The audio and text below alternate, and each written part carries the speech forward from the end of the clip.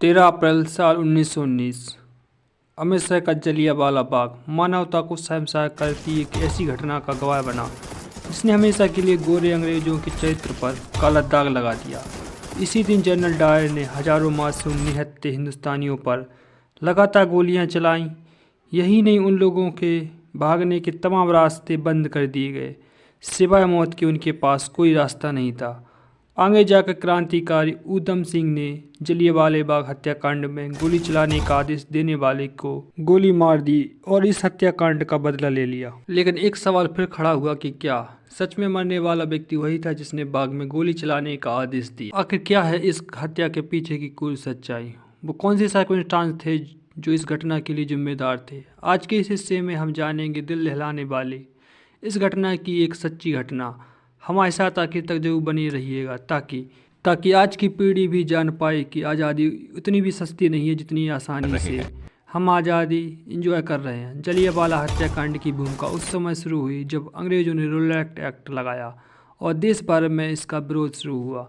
वो तारीख थी 10 अप्रैल। रोलेट एक्ट का विरोध चल रहा था और अंग्रेज़ों ने इस रोलेट एक्ट के विरोध करने के लिए एक सैफुद्दीन किचलू डॉक्टर सत्यपाल को गिरफ्तार कर लिया। रोलेट एक्ट को उस दिन का काला कानून कहा गया था।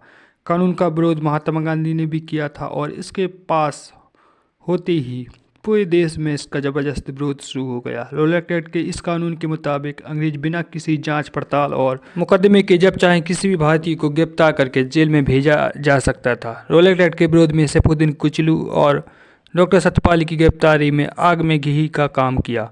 जनता का आक्रोश अपने उफान पर था, लेकिन तूफान से पहले वाली शांति छा गई। लोगों ने एक बड़े विरोध प्रदर्शन के लिए 13 अप्रैल को सुबह जलियांवाला बाग में एक बड़ी सभा करने का निर्णय लिया। सारे के सारे लोग इकट्ठा होते, वहां पर एक्ट का विरोध होता और साथ ही साथ इन दोनों की गिरफ्तारी के विरोध में स्वर मुखर हुए। 13 अप्रैल पंजाब में बैसाखी का दिन भी था। वैसे भी पंजाब में बैसाखी बड़ी ही धूमधाम से मनाई जाती है।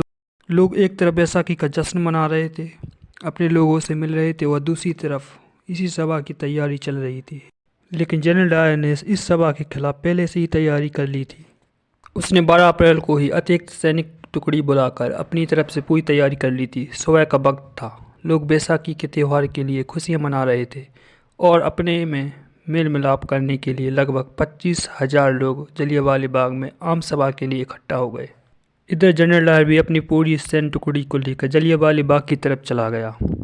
जलियांवाला बाग में भीतर जाते ही एक ही रास्ता था। लोगों की सभा शुरू हो गई थी और उन्हें मालूम भी नहीं था कि जनरल डायर अपनी पूरी सैन्य टुकड़ी को लेकर अंदर दाखिल हो गया है और उसने जलियांवाला बाग के मुंह पर तोप रख के उसे बंद कर दिया।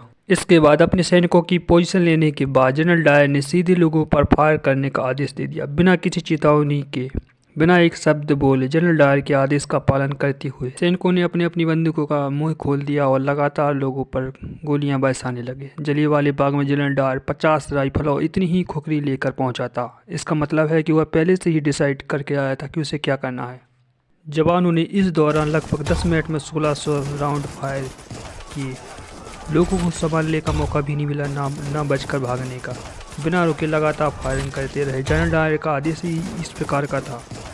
फायरिंग केवल बंदूकों में गोली लोड करने के दौरान ही धीमी पड़ती थी, वरना वहाँ मौजूद जवान लगातार लोगों पर फायर करते रहे।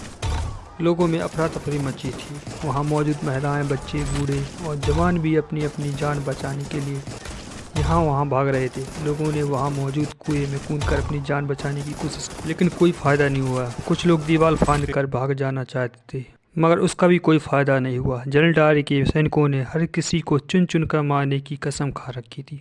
बाकी जिस कुएं में लोग कूद कर जान बचा रहे थे, उसमें से लगभग 120 लोगों की लाश निकाली गई थी। कुआं मरने वाले लोगों के खून से भी भर गया था।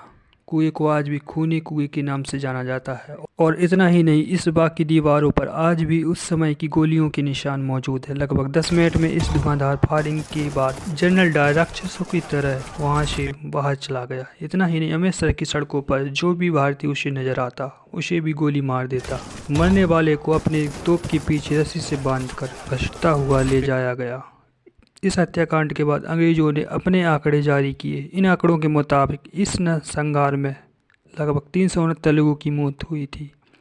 लेकिन मरने वालों की असल संख्या कुछ और ही थी।